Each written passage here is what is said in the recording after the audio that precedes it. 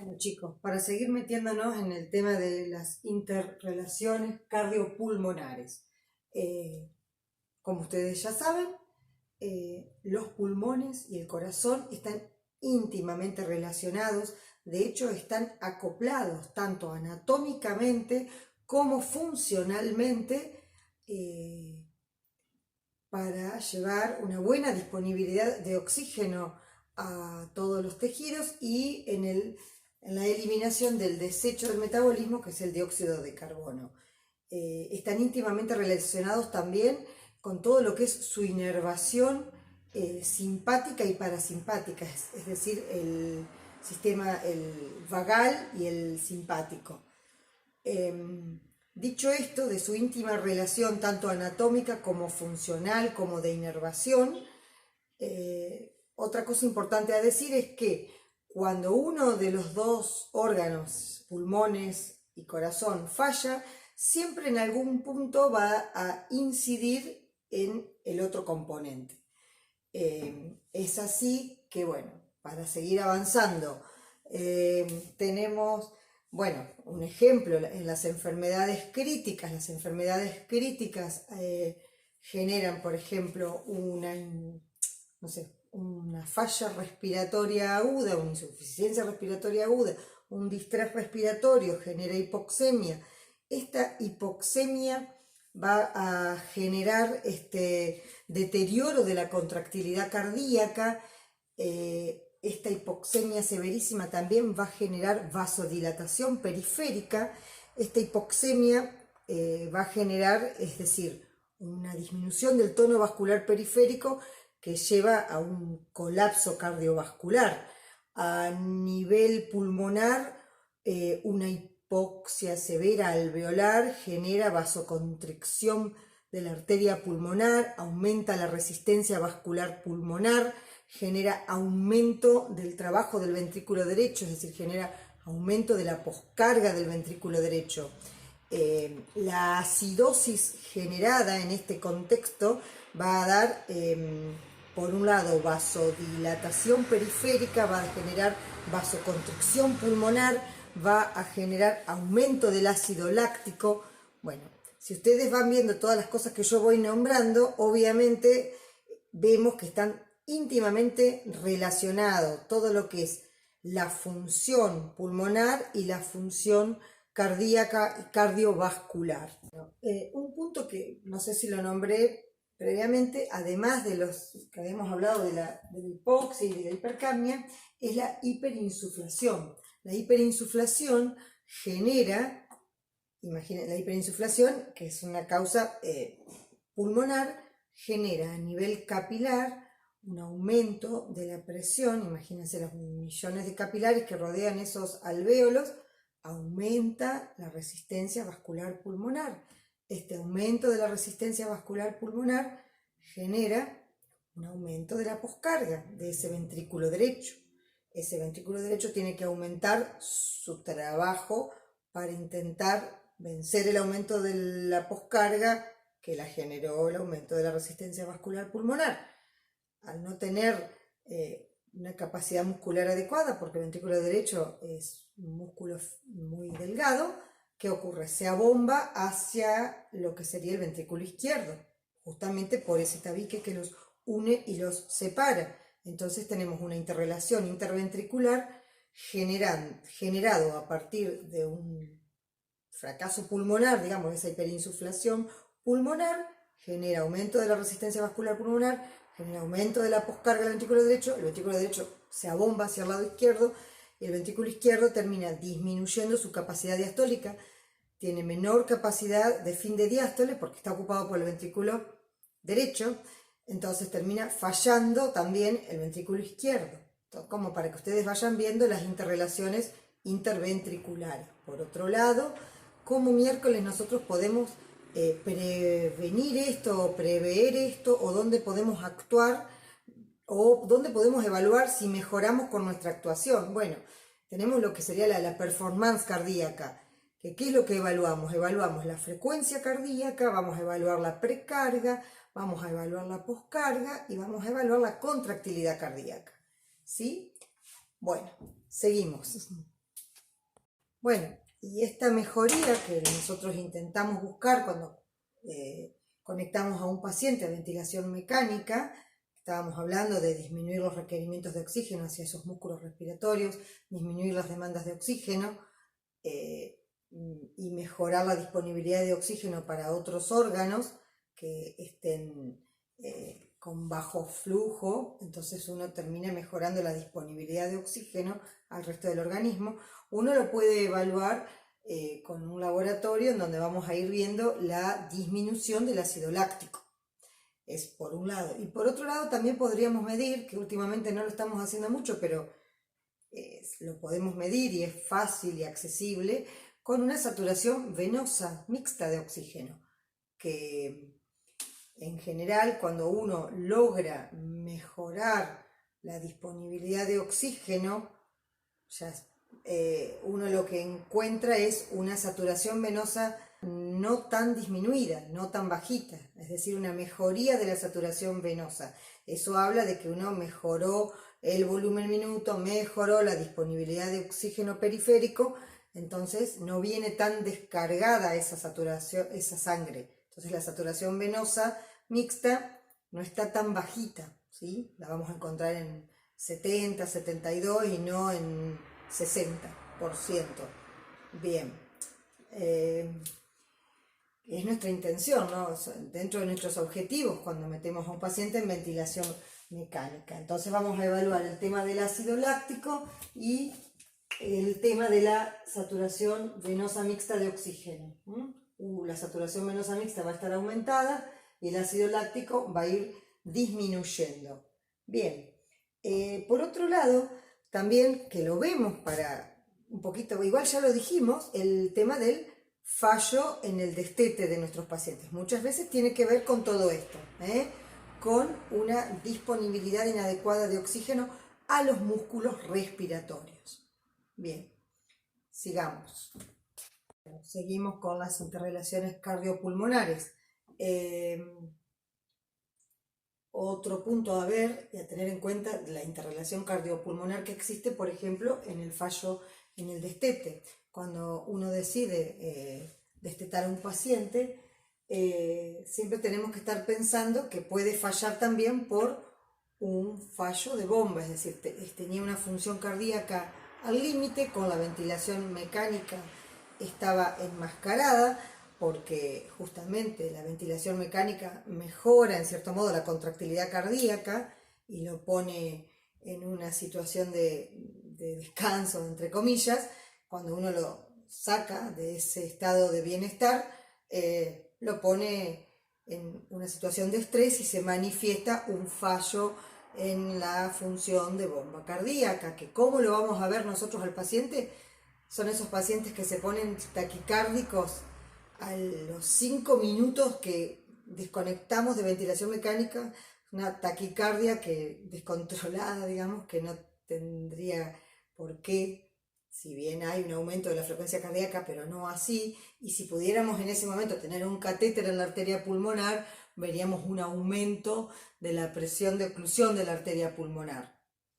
Pero bueno, no lo tenemos habitualmente, pero sí, si tuviéramos una vía central, muchas veces terminás viendo un aumento de la presión venosa central, y lo que podríamos sí evaluar, si tenemos una vía central, ya sea yugular o subclavia, es la saturación venosa, que en ese caso, en ese momento, la saturación venosa va a estar disminuida, porque lo que estamos hablando es de un fallo de bomba, un fallo de bomba con bajo volumen minuto y a nivel pulmonar el edema agudo de pulmón. Entonces ahí vemos otra interrelación cardiopulmonar que la deben haber visto un montón de veces en la práctica en estos años que llevan en la RESI. Bueno, otra cuestión a tener en cuenta, bueno, yo me lo anoté acá para que ustedes lo lean, que el destete propiamente dicho puede ser tomado como una prueba de estrés cardiovascular. Es una prueba que pone en evidencia la función cardíaca, cardiovascular. Y por otro lado, no olvidarnos que podemos estar aumentándole el trabajo respiratorio a nuestro paciente en destete y lo que le está generando el aumento del trabajo respiratorio, el aumento del ácido láctico y toda la mar en coche es que el tubo está semiocluido o el tubo le está generando un aumento de la resistencia y un aumento del trabajo, aumento del ácido láctico, entonces, pero bueno, no hay un modo de asegurarse que listo, saco el tubo y mejoro. A veces hay que arriesgarse y a veces ocurre que uno los vuelve a dormir y los vuelve a conectar a ventilación mecánica. Bueno, eso va de a poquito y con la experiencia. Bueno, seguimos con interrelación cardiopulmonar. Puntualmente, los efectos del volumen pulmonar generados, ¿no es cierto?, en la función cardíaca.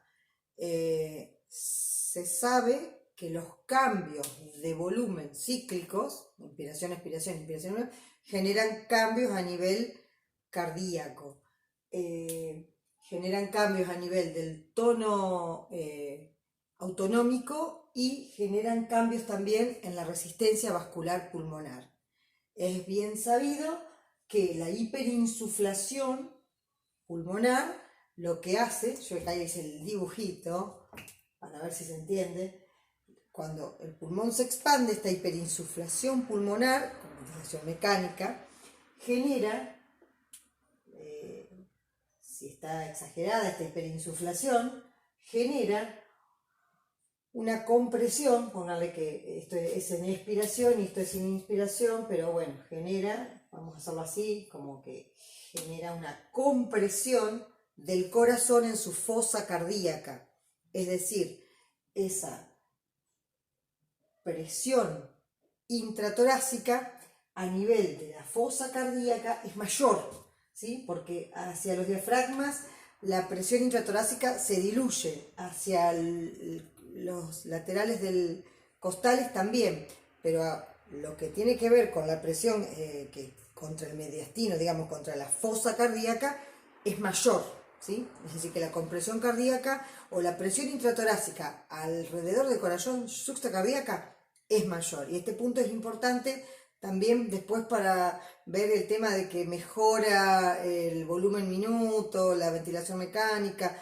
las diferencias de presiones entre, ¿no es cierto?, la parte ventricular y la parte de la presión intraórtica. Bueno, pero eso después, porque eso es lo que por ahí cuesta más entenderlo. Pero seguimos avanzando en todo lo que es interrelación cardiopulmonar. Entonces, este aumento de insuflación genera que el corazón se quede como aprisionado en su fosa cardíaca. Bien. Similar a lo que ocurre con el taponamiento cardíaco. De hecho, cuando nosotros tenemos hiperinsuflación dinámica y colapso cardíaco, la diferencia, o mejor dicho, el diagnóstico diferencial que uno tiene que hacer es, por ejemplo, bueno, ¿un neumotórax hipertensivo tiene el paciente? ¿O está hiperinsuflado solamente? Es decir, son cuestiones que uno tiene que buscar el diagnóstico diferencial, ¿sí? Una hiperinsuflación en un EPOC o en un asmático, no lo logramos disminuir su volumen intrapulmonar, no logramos disminuir la presión intratorácica, está hiperinsuflado, cada vez tiene más atrapamiento aéreo. Bueno, ese paciente se comporta a nivel cardíaco igual, casi igual que un taponamiento cardíaco de causa del pericárdica. Seguimos avanzando. Otro punto a tener en cuenta con los cambios de volúmenes pulmonares con respecto a la frecuencia cardíaca. Normalmente los cambios de volúmenes pulmonares normales lo que generan, ¿sí?, el cambio de volumen, aumenta el volumen, genera una pequeña disminución del tono vagal. Por lo tanto, si el vagal es el que genera bradicardia y está disminuido, vamos a tener aumento de la frecuencia cardíaca, que le llaman arritmia sinusal, nada relevante. En ventilación mecánica y sobre todo cuando ventilamos con volúmenes corrientes inadecuadamente altos, ¿sí?, la hiperinsuflación que generamos disminuye la frecuencia cardíaca porque aumenta el tono vagal. Son reflejos vasovagales, es decir, el aumento de la hiperinsuflación, la hiperinsuflación genera estiramiento de las fibras vasovagales, genera un estímulo vasovagal, está exagerado el tono vagal, El vago, ¿se acuerdan? Es el que genera bradicardia. Y también está disminuido el simpático, por lo cual tenemos vasodilatación. Entonces, en un paciente que lo metemos en ventilación mecánica, que, bueno, por ahí le ponemos volúmenes corrientes inadecuadamente elevados, o que creemos que no, pero con frecuencias inadecuadamente elevadas, de algún modo generamos hiperinsuflación, eso a nivel de receptores va a generar una estimulación del tono vagal. Esto genera bradicardia, obviamente, fisiología del segundo año de la facu, y esto genera disminución de la frecuencia cardíaca. Que muchas veces los vemos en los EPOC, que están bradicárdicos, que yo a veces cuando estoy de guardia le digo, pero no, pará, ¿por qué le ponen dopa? Primero busquemos la causa.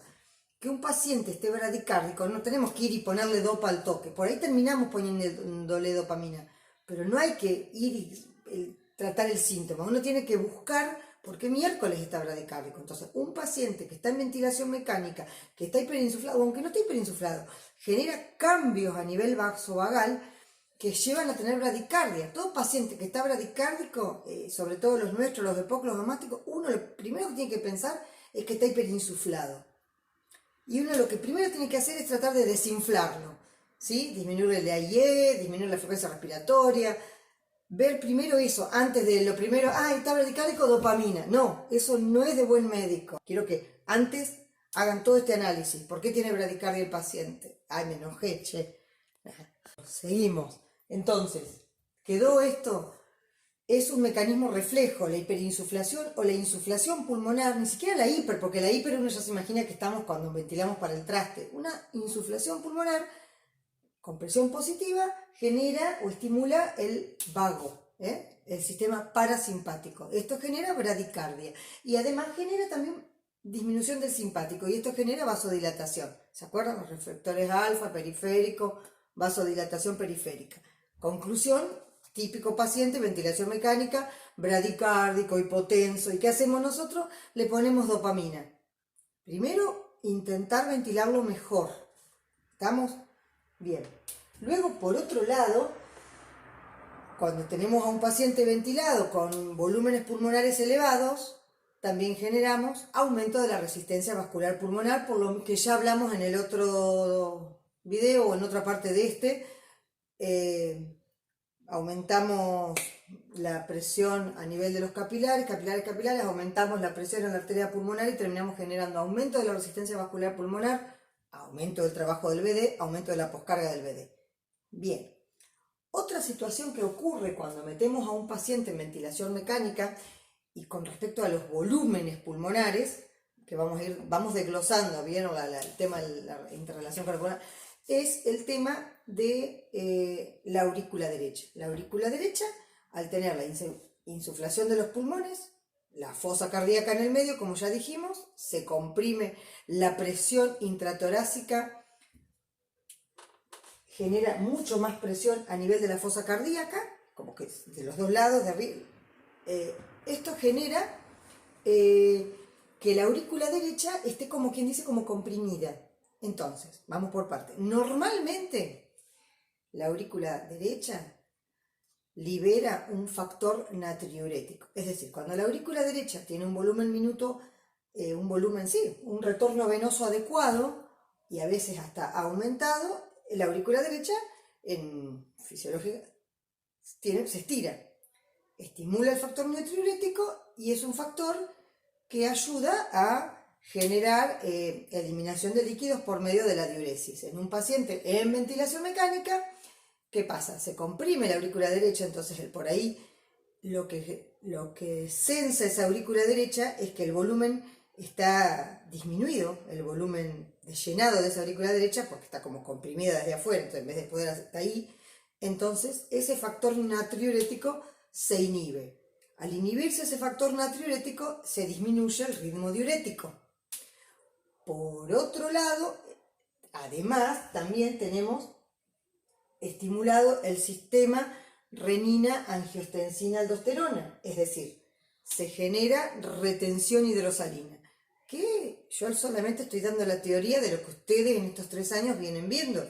Pacientes en asistencia respiratoria mecánica por más que ahora, en los últimos años, se intenta por todos los medios un balance hídrico neutro, todos se nos edematizan, todos tienen alterado la regulación electrolítica. Ahí está otra interrelación cardiopulmonar que el pulmón genera en el corazón y bueno, todo este lío que se va generando.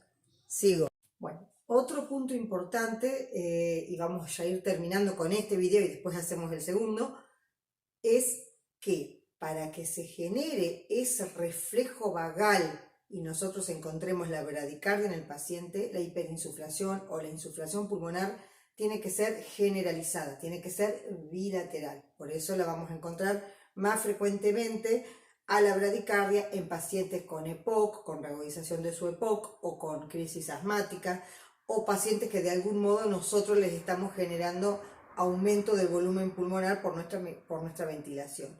Fíjense que este reflejo vasovagal no se va a estar dando por ejemplo, en distrés.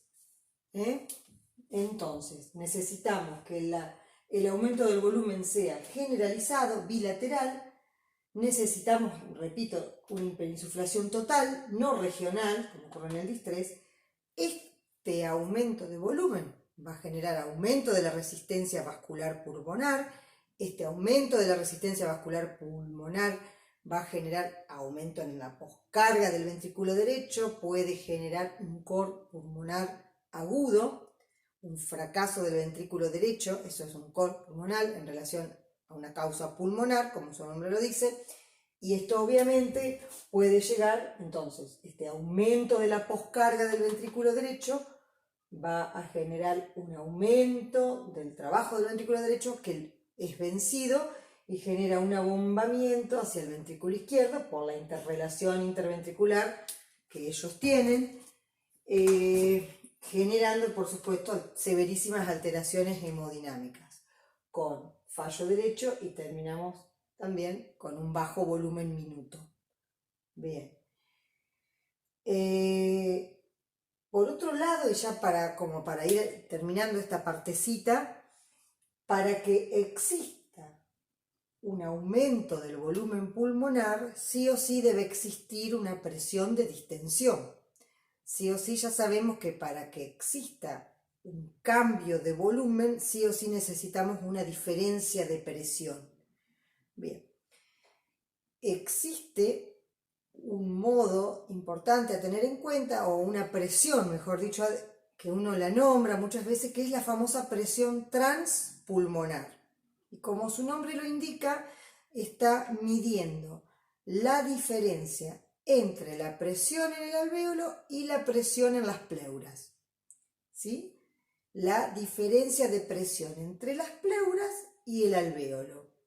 Bien, a mayor presión transpulmonar tendremos mayor cambio de volumen, mayor volumen pulmonar.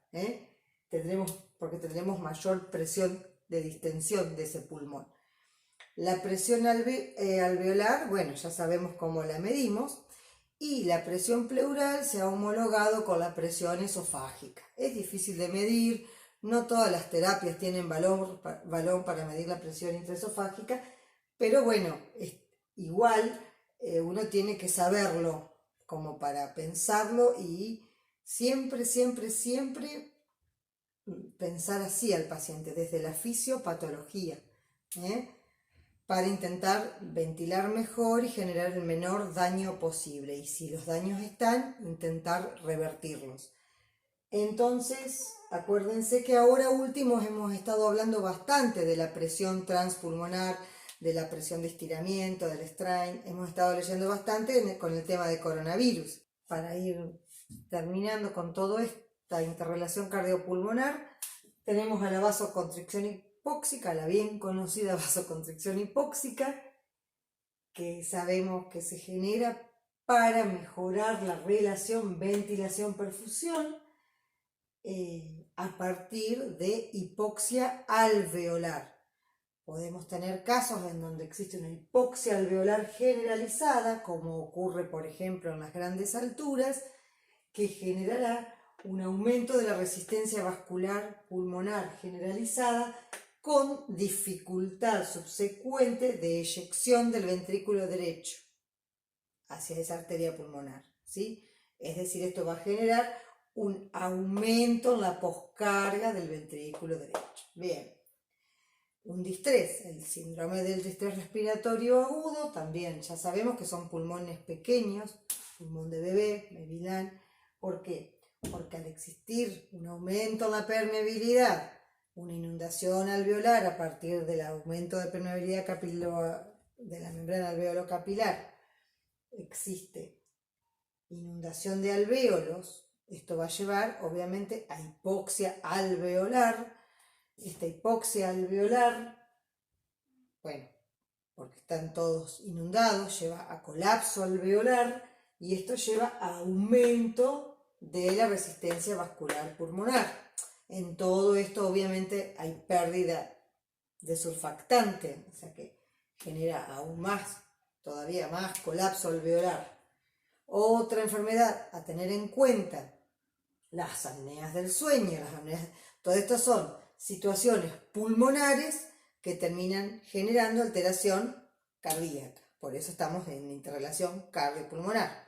Las apneas del sueño generan una vasoconstricción hipóxica crónica. Esto, por supuesto, lleva a aumento de la resistencia vascular pulmonar y, por supuesto, a aumento en la poscarga del ventrículo derecho y muchas veces a fallas del ventrículo derecho, ¿sí?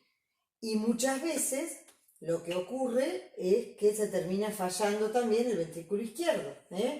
Tenemos aumento de la poscarga del ventrículo derecho por aumento de la resistencia vascular pulmonar.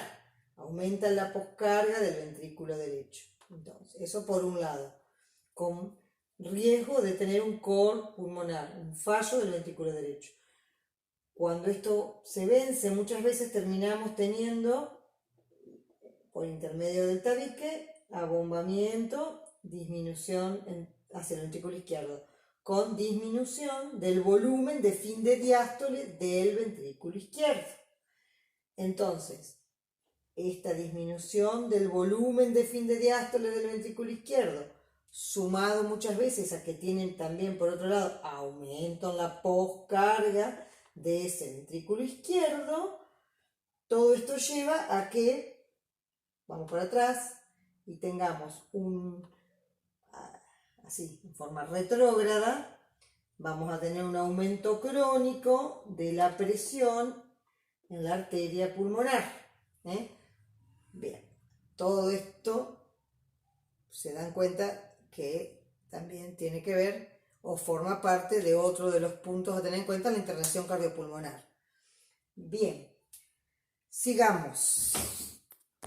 Bueno, y ya para ir terminando, tenemos que con la ventilación mecánica, por un lado sí, podemos disminuir el tono vasomotor por todo lo que estuvimos viendo, pero por otro lado, un paciente en ventilación mecánica, con la PIP, lo que vamos a hacer es abrir alvéolos que están cerrados, reclutar alvéolos que están colapsados. En definitiva, lo que queremos es mejorar la capacidad residual funcional. Con todo esto, lo que uno logra es aumentar la presión alveolar de oxígeno. Por otro lado, la ventilación mecánica revierte la acidosis respiratoria, es decir, disminuye el dióxido de carbono. ¿Por qué? Porque aumenta la ventilación alveolar. Aumenta la ventilación alveolar. Al disminuir la acidosis respiratoria, va a disminuir la vasoconstricción hipóxica, porque sabíamos, por supuesto, de la vasoconstricción hipóxica, pero también sabíamos que la hipercapnia generaba vasoconstricción pulmonar. Y por el otro lado, también se intenta disminuye el tono simpático central. Siempre sabemos que el simpático genera vasoconstricción, ¿no? A nivel vascular, a través de los alfa. Entonces, bueno, todos estos mecanismos se suponen que son beneficiosos. Bien, esta ventilación mecánica y estas mejorías las podemos lograr con ventilación no invasiva, la VNI, o invasiva. Entonces, las herramientas que tenemos van a ser la PIP, que ya dijimos lo que hace, la presión positiva en el tórax, todo esto, bueno, por supuesto, el aumento de la presión alveolar de oxígeno, la mejora en el pH con la disminución del dióxido de carbono. Bueno, falta todavía de interrelación cardiopulmonar, ¿sí? Más o menos para que vayan todos los puntitos habidos y por haber, y lo importante que es tener en cuenta la interrelación cardiopulmonar. Están en íntima relación uno y otro órgano, ¿sí? Falla uno y sí o sí en algún punto están así, tiqui, tiqui, uno u otro. Entonces sí o sí es re importante entender todos los mecanismos y todas estas cuestiones. Obviamente, no sé si esto ayuda mucho, más vale que lo tienen que leer ustedes. Ojalá, aunque sea un chiquitito, ayude. Chau, estoy cansada. Uy, qué cara de papa frita, che. Bueno.